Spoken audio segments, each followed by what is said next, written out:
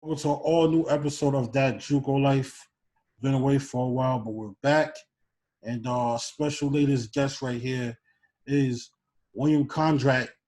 William Kondrat just completed his journey at Niagara Community College, and he is now headed to the University of Albany in the fall. He leaves for school tomorrow, actually. So by this time the episode will come out, he'll already be in campus. So, well, how's it going, man? Doing good. How about you? Good, solid, Friday night. I'm actually still in school myself. I just did some work for my grad school class. So I'm in grad Okay. school online. So yeah, I just did some work for that. Um, but real quick, let's just start things off. Start this interview off with your high school career. So you had many stops in your high school career. You was at Bay Ridge Prep, then Lincoln, then OSL. So Yeah. just explain how that was, how that whole experience was going through all those schools, and we'll go more deep into that. So talk to us about your high school career. Yeah. My first year went to Brooklyn Prospect. It was like a small charter school. Yeah. And it was like a neighborhood school for me. That's kind of why I went there. And that didn't really work out for me, so I decided to transfer to Bay Ridge Prep for my sophomore year. Yeah. And that actually was a pretty good move for me. My first year, I think we went to the semis. We lost in the semis, but I had a pretty good season individually. I think I really elevated my game that year. Okay. And then following my junior year at Bay Ridge Prep, I also had a really good year.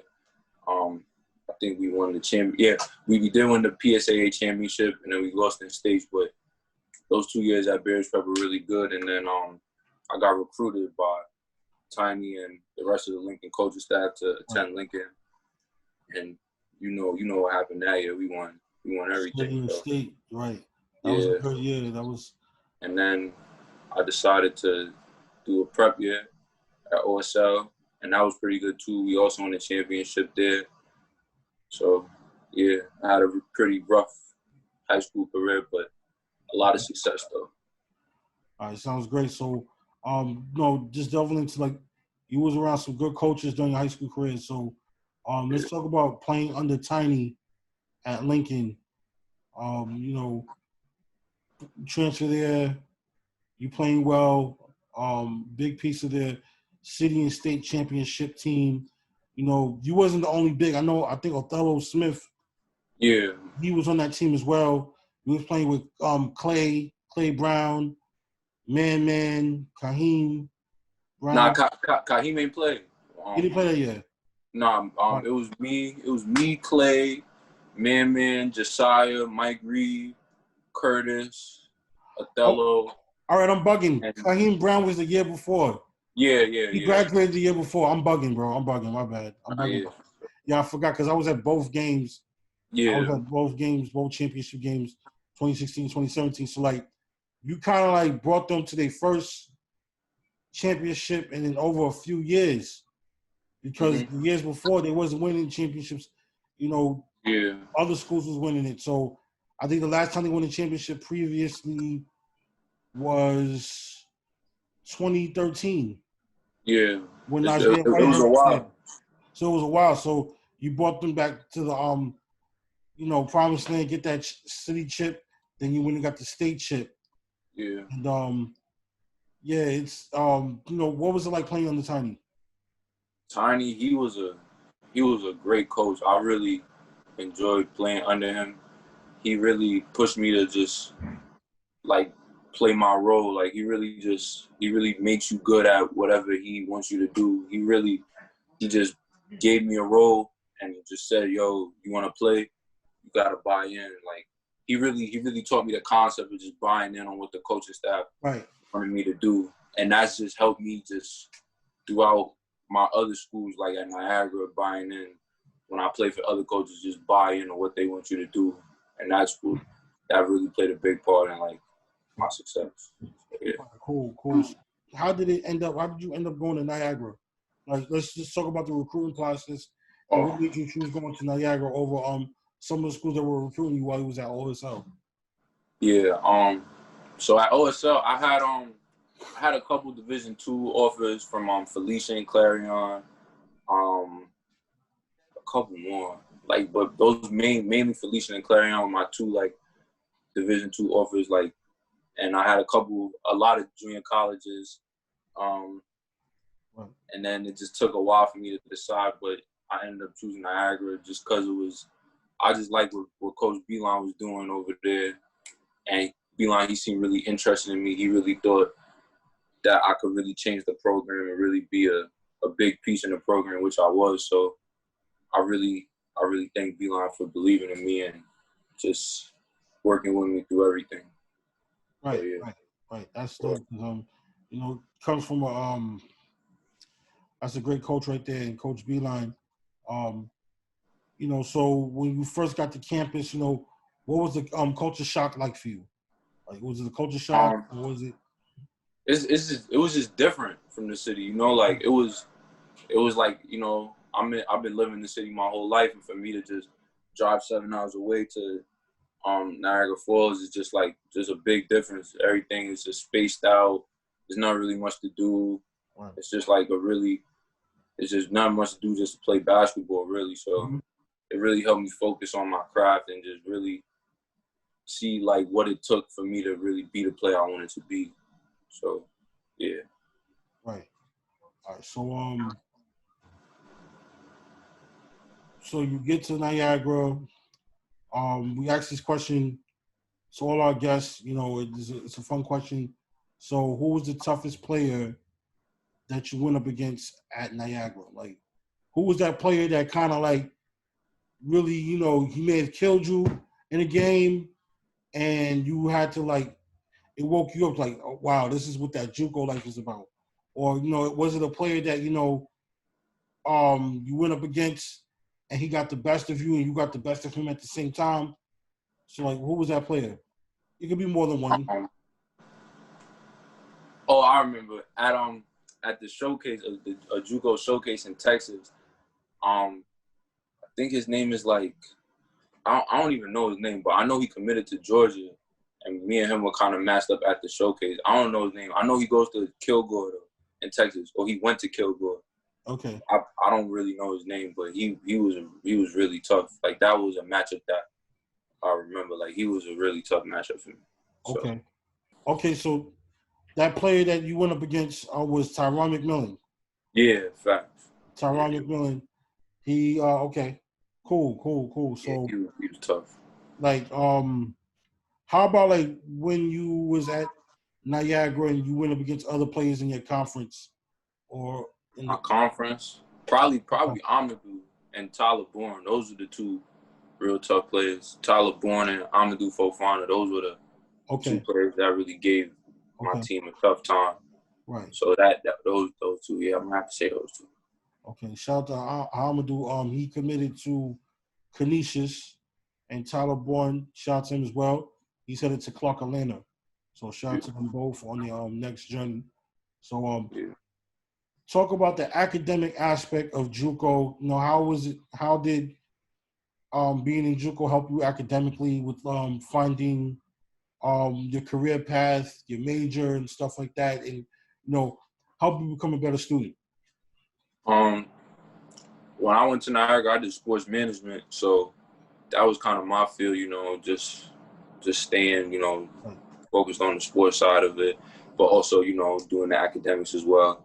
So I think that really helped me broaden my appeal, just look through different aspects of academic side and just different careers to potentially pursue in the future. So I think that the academic side of JUCO is real important because there's just so much you could do. There's just so much fields you could study, and there's you could pick one major, and it could just have you looking into a whole different subject that you would never thought you were interested in. So I really think JUCO really could help you get a sense of what you want to do when you get. Yeah. That sounds good. So, moving right along, for those who haven't seen you play, because there's probably going to be a lot of people who watch this interview probably haven't seen you play, and we're going to be adding highlights soon. Explain what your playing style is like. Um, I like to attack the basket. I like to crash the offensive glass. I like to shoot. Um, Pretty athletic. I like to dunk a lot. Um, I'm a pretty good passer. I like to get my teammates involved. I like to see everybody eat on the court. And I'm really good at just whatever you want me to do. Like whatever you want me to do on the court, I'm willing to do. Nice. So let's go into like some other people within your basketball career that has helped you get to where you are now. So Coach Mega Yeah. from Team Mega Wildcats, trainer, has trained and coached a lot of kids from Brooklyn, all over the city, the Bronx, mostly the LES Lower East Side. Like, tell me what it's like being under his wing as like your coach and your trainer. Yeah, Mega he was actually one of the first coaches to like give me a chance in the sense like he kinda like started talking to me when nobody really knew who I was. Like Right. when I went to Brooklyn Prospect and stuff, I was like short, skinny, didn't really have that much to offer. So Right. I really thank him. He gave me the chance to really just like work with him and play in those big time tournaments to really just get me like accustomed to the competition level. So yeah, he played a real big part. So shout out to him. Sounds good. So you also been under Sean Adams, Yeah. also another coach. Like, how is it being one of his players?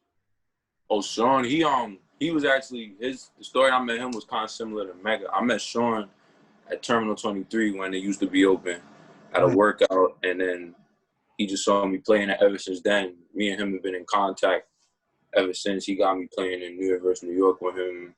I played for PSA with him when he coached with them a couple of times. Okay. He just really helped me network to a lot of coaches. He was also one of the people that helped me get into OSL, so shout out to him too, yeah. Shout out to Sean. So, moving right along. Um, UAlbany. How did it come about? How did you ended up committing to UAlbany? What was your recruitment like in your last year at Niagara? And how did UAlbany became the final choice for you? Well, my recruitment was actually pretty good at Niagara. I got a lot of Division II offers. I was fortunate enough to receive a Division I offer from the University of Denver, but due to a unfortunate situation with my academics in my freshman year, I wasn't able to accept the scholarship offer. Okay. So I continued along my recruitment, and I was just waiting the process out. Didn't really rush it. Just stayed in the gym. Just focused on controlling what I could control.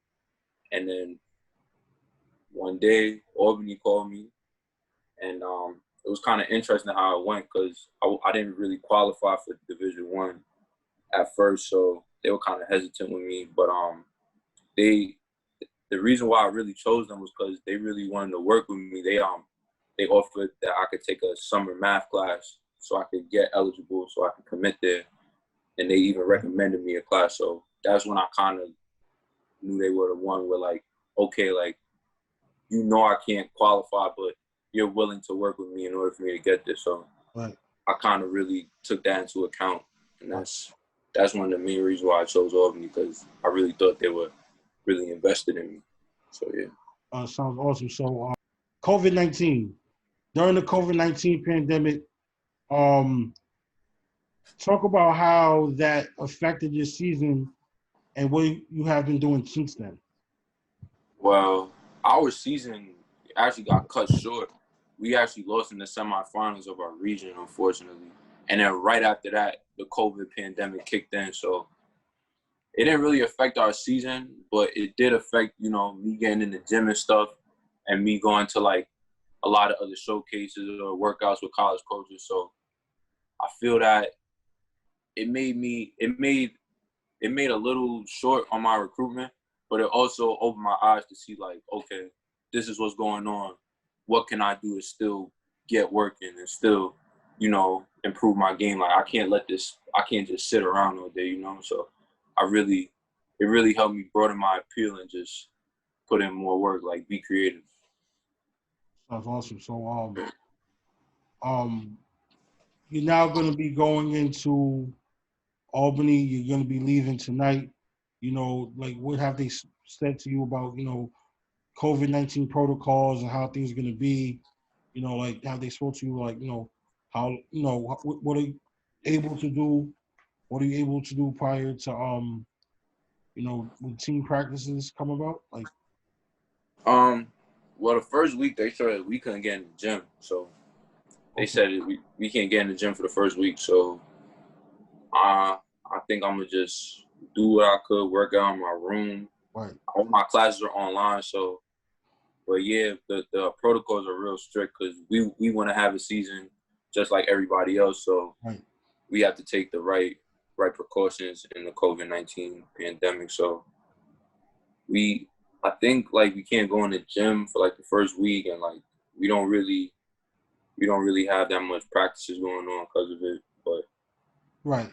yeah, It's like some schools are different. Some schools started some workouts because they were yeah, allowed by NCAA, but other schools are just adjusting to like how well they can prepare for making sure they don't have to worry about any new cases or just stopping the spread, just like minimizing the spread. So I definitely agree with that. So yeah. um to close things out, what advice do you have for future players in terms of like where they want to take their career to the next level? Like, what advice do you have for them? Like high school kids that are looking for a school, that are looking to get recruited.